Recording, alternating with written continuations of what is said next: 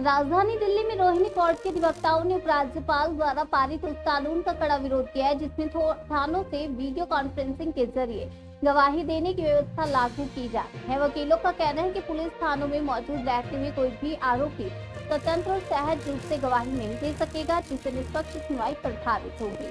Rohini court के अधिवक्ता आशा ज्योति यादव ने चेतावनी दी है कि अगर उपराज्यपाल ने इस फैसले पर पुनर्विचार नहीं किया तो हड़ताल लंबी खींचेगी। उन्होंने साफ कहा कि आवश्यकता पड़ने पर वकील उपराज्यपाल के कार्यालय का घेराव भी करेंगे और जब तक उनकी मांगे पूरी नहीं होती हड़ताल जारी रहेगी।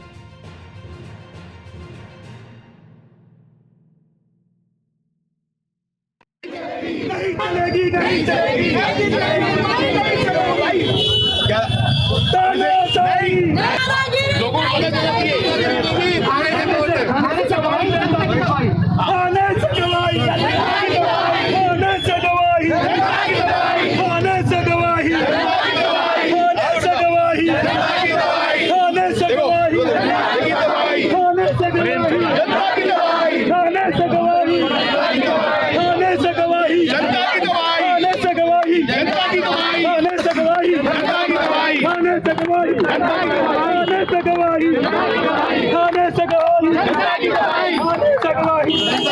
नमस्कार, मैं हरिंदर कौशल। आप देख रहे हैं जनशक्ति राष्ट्रीय न्यूज नेटवर्क पर। अभी हम उपस्थित है रोहिणी कोर्ट के बाहर।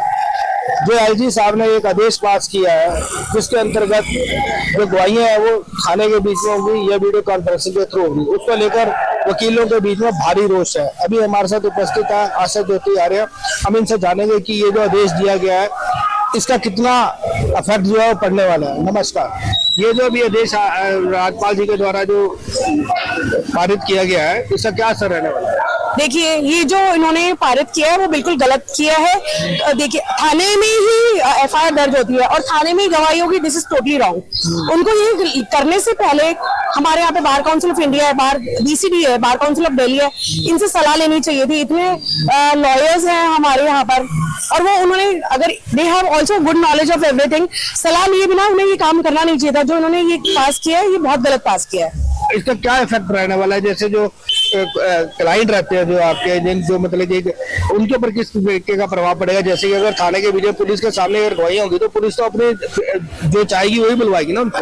देखिए, इसका बहुत ही बुरा इफेक्ट पड़ेगा और पहली बात ये है कि नीचे फाइल रख करके वो कुछ भी गवाही दे देंगे, क्रॉस हम ढंग से कर नहीं पाएंगे। बेसिकली क्या है कि वो झूठे मुकदमे, most of the police official झूठे मुकदमे पास करते हैं, झूठे मुकदमे एफआईआर करते हैं। इसमें हम यही चाहते हैं कि उनके खिलाफ ये जो करते हैं उनको हम क्रॉस करके ही ठीक करते हैं केसेस को। जो क्रॉस अगर हम करेंगे तभी हमारे को मौका मिलेगा उनके बारे में उनसे चीजें निकलवाने का। अगर हम वही चीजें नहीं निकलवा पाएंगे, गवाही भी वही, एफआईआर भी वही, तो ये चीज टोटली गलत है। तो जो कानूनी व्यवस्था है, जैसे कि अभी आप लोग यहाँ पर हड़ताल कर रहे हैं, बिल्कुल जो है यहाँ पर जो वकालत का जो काम है यहाँ पर ठप पड़ा, अदालतों का जो काम बंद पड़ा है, तो इसका क्या इफेक्ट रहने वाला है?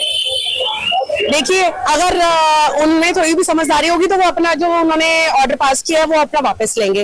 आज भी मीटिंग है, कल भी पीएम सीएम के साथ मीटिंग थी।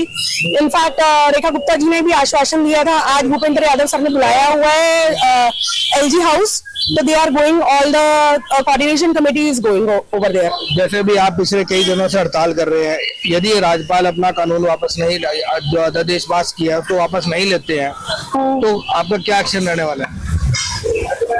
हम स्ट्राइक कंटिन्यू करेंगे और पुलिस ऑफिशियल्स को अंदर नहीं जाने देंगे। आज 4 दिन हो गए, हमने कोई कोर्ट में नया कोर्ट नहीं है, कोई पुलिस ऑफिशियल नहीं है और ना हमने किसी को जाने दिया है।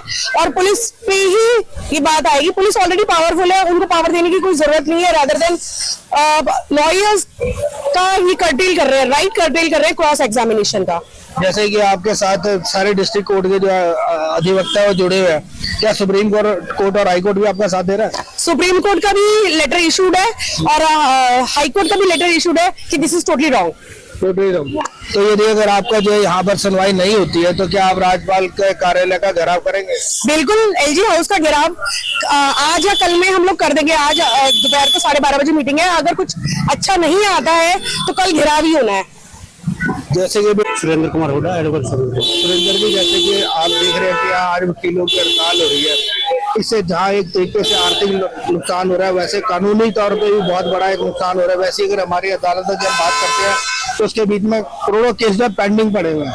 लेकिन अगर वकीलों की हड़ताल रहेगी तो कैसे केसों का समाधान होगा? क्या कहेंगे आप इस विषय में? देखो, मैं ये बताना चाहूंगा, जो थाने से जो गवाही है, ये जनता की तबाही है।